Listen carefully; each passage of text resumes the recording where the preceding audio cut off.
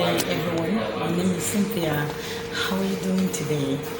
Anyway, I've actually been wanting to talk about this, but somehow I've been living in shock. And what do I want to say? It's a kind of case that is in everybody's mouth. That is the case of this small boy of 12 years that was forcefully taken to the underworld. I don't know how we can start taking care of our children these days. It's like the country, the world, like some people were debating it. They were asking, is it really all about boarding school, or is it about parents not taking care of their children very well, or is it the society? I am also a product of boarding school, but the time we went to school is quite different from the time we have now. It's a different world altogether. So what I want to say in essence is, if you know you cannot be checking your child almost on daily basis in boarding school, don't expect or support any parents to take a child to boarding school. One is that the population of students in school are so much that either teacher or the owner of the school will have time to check on them, especially in the night. That's one. Two, try to bring your kids very close to you. I've actually observed that some parents are so busy, and the little time you spend with your kids, you will not really have time for anything. If they want to come to you for anything, you shut them up. Kids are now so scared to talk to their parents, and it shouldn't be like that. You should make your kids in the way that they will be so free to come into you and tell you every damn thing. My kids even tell me to the extent of the kids they talk to, those that talk to them, how they behave in class, everything. They don't hide anything. I brought them very close. So you don't make your kids to be afraid of you.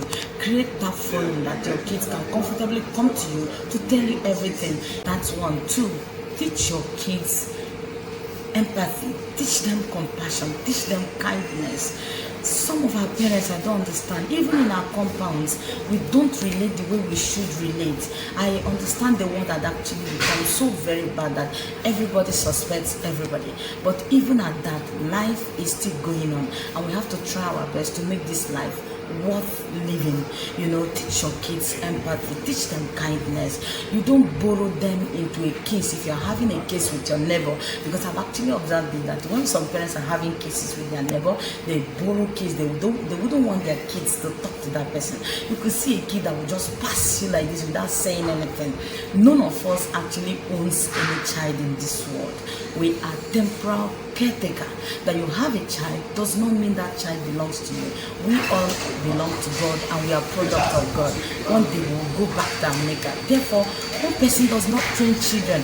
If you should even be prayerful to even have this kind of grace that when your kids misbehave outside, they will have responsible parents that will talk to them and also train them. You alone cannot train your kids. Allow your kids, whenever they are corrected, to make do with the corrections they receive. Please, in that way, they will not bring problem to you, because it's not the happiness of any parent to lose a dear child. Look at how much they're paying in that boy's school. He's gone forever. No matter what they do to the perpetrators, he can never bring that boy back. I don't even wish that for myself or for my enemies. We have to join hands and bring up our children in the way of the Lord. The Bible says, train up your kids in the way they should go, so that when they grow, they will not depart from it. And if you train them up in the way of God, when they grow, they will not incur trouble to you. For these children that have committed this, I wouldn't know what will come up with the law. But then if anything should happen to them, of course the parents are completely dead, because no parents want to lose a dear child that is spending so much on. Then for schools too, we saw public schools here and there, but they didn't put that child in public school because one, they needed a well-secured place whereby they will put their kids there and be able to sleep at home. So if I am spending so much to pay so much for the upkeep of my kids in such magnified institution or school, I should expect the best for my kids. I don't see any reason why such schools should be existing, and yet there wouldn't be proper security to the life of the kids there. If I should pay such money, I should expect my kids to be well secured. Where were the house keepers? Where were the security men? Where were the teachers when those things were happening? Because it didn't just start today. And some children have started coming up that whenever they complain, the teachers don't take it serious. Started coming up that whenever they complain, the teachers don't take it serious. Please, it's not all about defending our schools. We should also think about life. It's only those that are alive that go to school. If you don't, like Sylvester now, it would have been better for him that he didn't even go to school at all, instead of embarking on this journey of no return.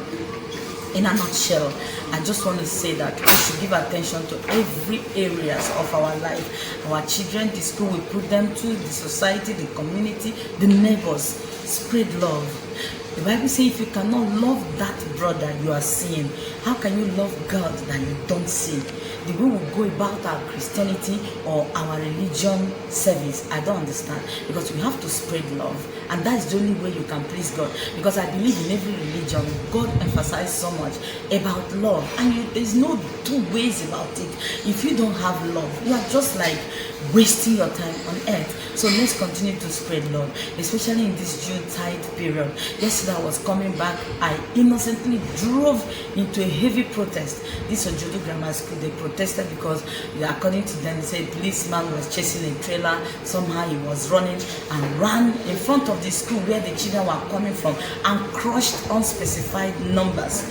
I saw parents wailing, throwing themselves on the ground. Nigerian parents are going through a lot. We should have mercy on ourselves and be cautious. Anywhere you're running to, if you drop dead today, you will no longer reach there. So your life first. Let's be cautious of our life and cautious of others. God bless you all. I still remain your Cynthia Okere, wishing you all the best of the season. I love you all.